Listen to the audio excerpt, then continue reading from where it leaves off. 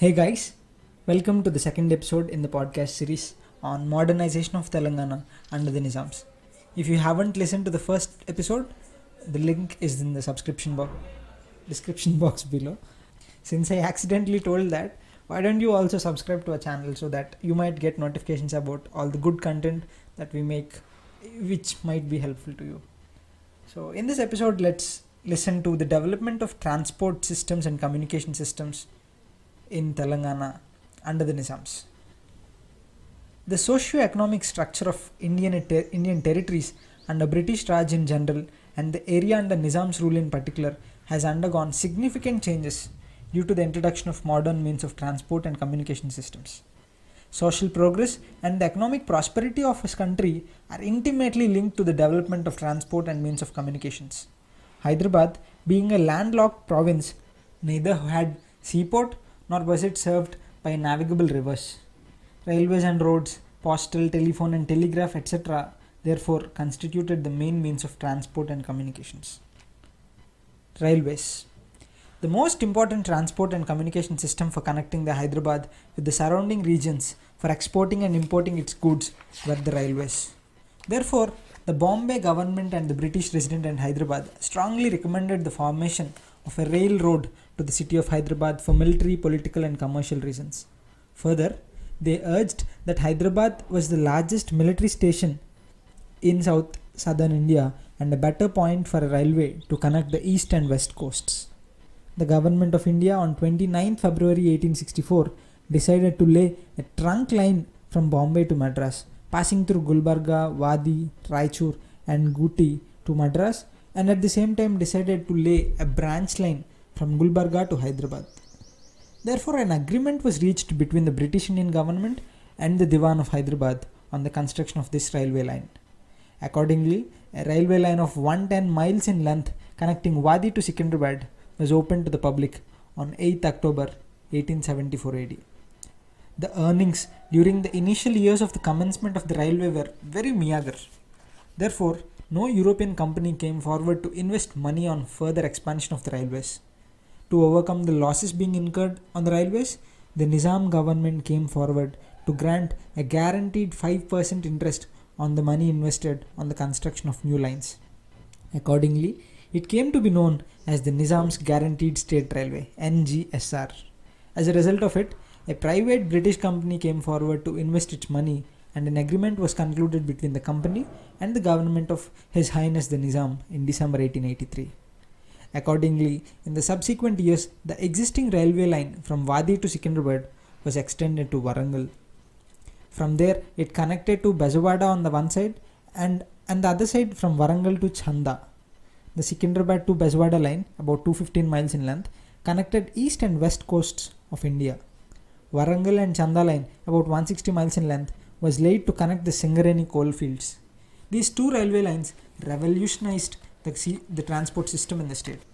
In 1907, Hyderabad Deccan railway station which was popularly known as the Nampalli railway station, was constructed by the Nizams.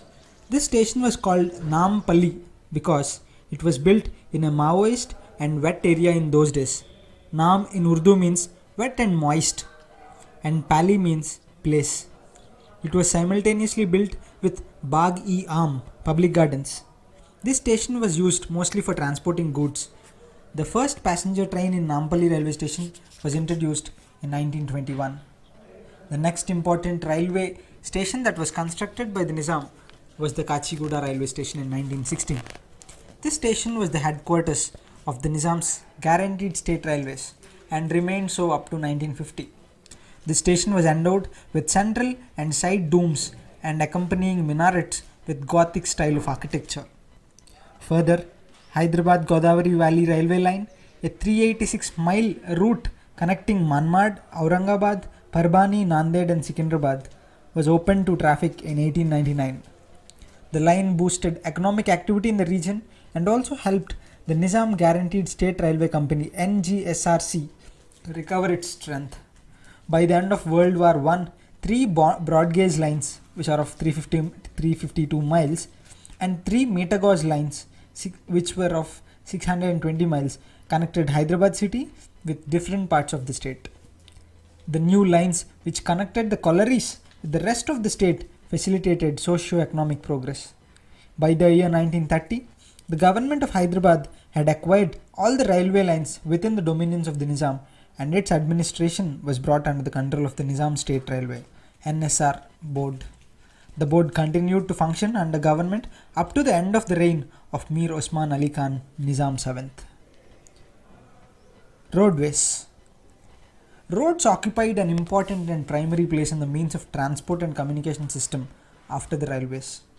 Prior to 1868, there were trunk roads leading from Hyderabad to Sholapur, Gulbarga, Kurnool, Masulipattnam, Hanamkonda and Nagpur. Some of these were originally constructed by the British military authorities to facilitate the movements of troops. They were eventually made over to the state in about 1867. Later on, the Nizam's government undertook and constructed many trunk roads connecting the capital city of Hyderabad with the districts on the one hand and the state territories with the adjoining British Indian provinces on the other.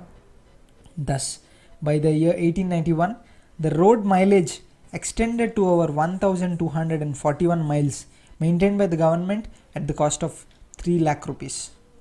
By 1901, it increased up to 1,614 miles maintained at the cost of 5.5 lakh rupees. At the beginning of the 20th century, the invention and success of the internal combustion engine was primarily responsible for the revival and revolution in the road traffic.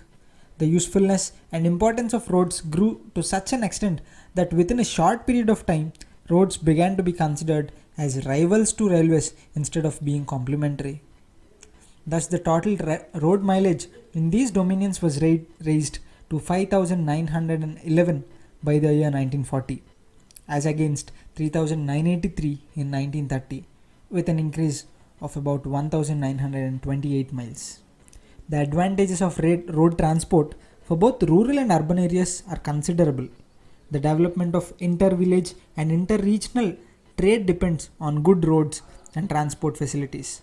The construction of good roads extending all over the dominions led to an increase in many number of motor services.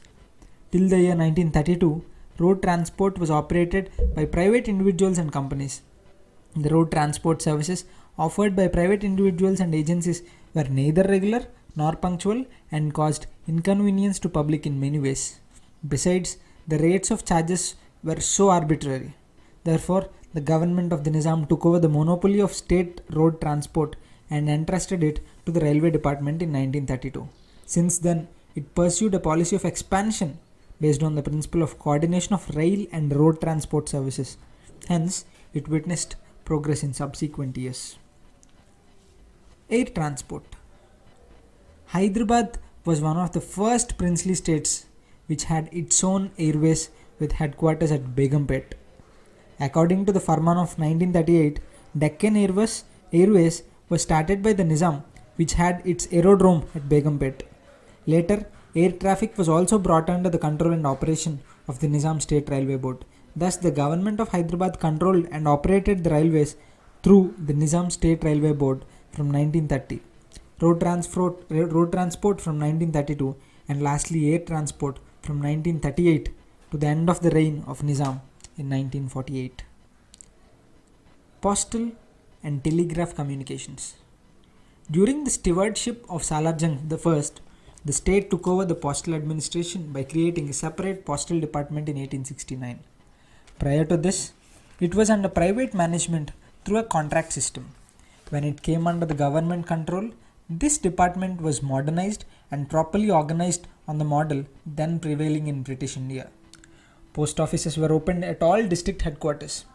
Sub-post offices were opened at all the taluk headquarters and at other important towns and business centers. At each and every level, postmasters, sub-postmasters and subordinate staff were appointed. The head of the postal department was called Nazim or Postmaster General. The telegraph department was administered by Postal Department. In 1866, the first adhesive 1 anna stamp was printed. In 1869, Nawab Shah Sawarjung was appointed as the first Postmaster General of Hyderabad and the first series of stamps were introduced. Telephones. The telephone service was introduced in Hyderabad city in 1885 AD.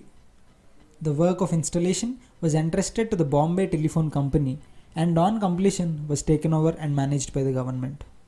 To construct telephone lines, the prior approval of the Government of India was necessary till about 1910. Thereafter, the Indian states were given a free hand to construct the lines within their territories. In the beginning, there was only one telephone exchange with 16 lines at Baradari.